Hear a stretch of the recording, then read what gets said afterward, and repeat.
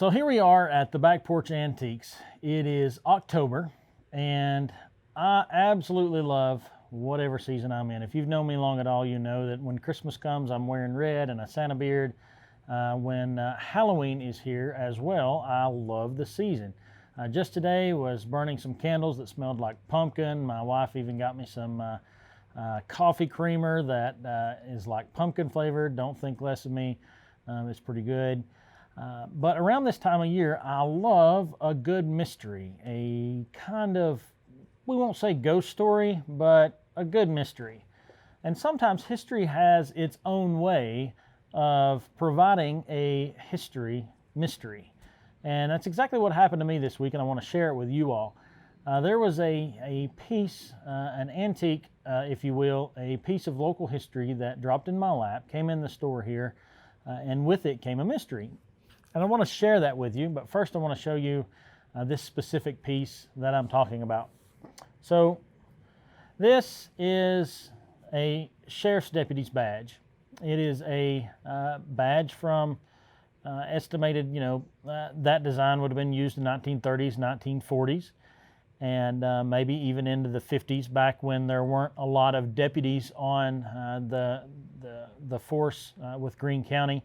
3 or 4 maybe tops, maybe a few more of that were part-time deputies or things like that. But that's about the time frame of this piece. If you'll notice, it says Greene County, Tennessee on it. This is a local piece. And also, if you'll notice, this particular badge has a bullet lodged in it. So when I saw it, I was instantly intrigued, and the mystery was solidified. I had to know more about this piece. I had to know the story behind it. I've got a background in law enforcement. I love Greene County history, and I love a good mystery. So all these things came together and were given to me. Well, kind of had to pay for them, but we got the particular piece tied to Greene County history, and I was glad to have it. Along with the particular piece came this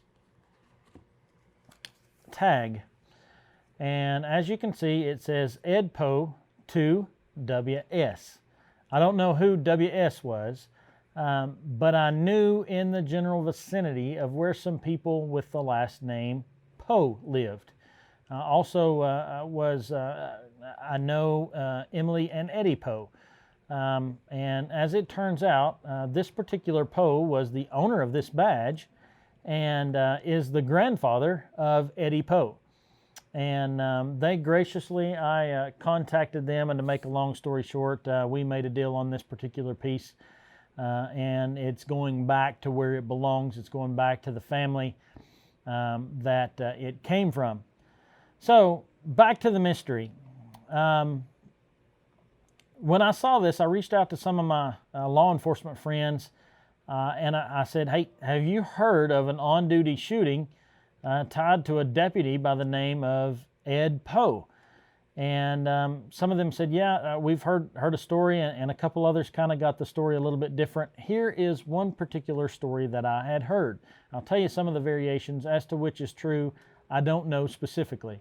But I do know that I'm holding that gentleman's badge, and it does have a bullet in it. Supposedly, Mr. Poe was in pursuit, not as in a car, but pursuing justice in the west end of the county. He lived down off of Gap Creek Road, and so did this particular fellow. His name was Willard Cooter, and he was a notorious criminal. And by the way, if any of these parties are related to any of my viewers, I don't mean any disrespect by any means. These are just the stories as I have heard them. And I'm sure that each of these individuals were good people in their own rights, and I don't mean to disrespect the dead by any means. And these are just the stories the way that I had heard them.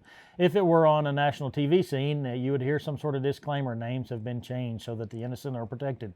Well, I'm not really that good, but I'm just going to tell you the stories as I know them because it's really cool. It is a mystery, and it is tied to Greene County history, and it's tied to this specific piece. So word is that Mr. Cooter was a moonshiner and was arrested by Mr. Poe and did some time in jail, possibly in prison, and had made the statement that when I get out I'm going to kill Ed Poe. So Mr. Poe, on his way home from work one day, realized that he was being tailed by a particular car, looked in his mirror and realized that it was Willard Cooter. And when he gets home, apparently just judging by the fact that this badge has a bullet in it, he was greeted very aggressively by Mr. Cooter, who shot at him. And luckily for Mr. Poe, the bullet struck him in the badge. And it did not penetrate him, which, by the way, if it had been off a half-inch one way or the other, it would have probably went through his heart. Looks like 22, possibly a 25 caliber bullets were pretty popular in the gangster scene back in the day. They were easily concealed. You can see on the backside there how the bullet penetrated. And at the time that Mr. Poe was shot with this particular round, he was drawing a shotgun, which ended up being a fatal blow for Mr. Cooter. And that's one story I heard. Another story is that the same story happened, and Mr. Poe actually did kill Mr. Cooter, but at a later time. So I'm not exactly sure of the exact details. There's nothing actually written down. This is going off of oral history. And you got to be real careful with that, because it's kind of like the old game where kids would whisper a word in their ear, and by the time that it got to the last person, it would have been all wrong. So that may be what we're dealing with here, but the fact of the matter is that I believe that this particular badge belonged to Mr. Ed Poe, and that bullet at one time belonged to Mr. Willard Cooter. So there's a little bit of mystery there, and that particular mystery led me on a search yesterday. Got on my old faithful motorcycle Reba and rode down to the west end of the county and checked out where these people were buried. Mr. Cooter and Mr. Poe, ironically, are buried in the same cemetery about 100 yards apart. And they were on opposite, as is my understanding, opposite sides of the law, pursuing different ideals for what would be the best behavior for their community. So I love history. I love the particular items that represent our local history, and I'm glad that this particular piece is going back to the family from which it came. And thank you for watching, and I hope that this particular history mystery was of some interest to you.